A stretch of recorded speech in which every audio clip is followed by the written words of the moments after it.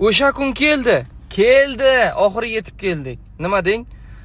Endi hozircha nomi torpeda bo'lgan mahsulot 250 ming so'mdan doimiy narx xuddi shunday bo'ladi.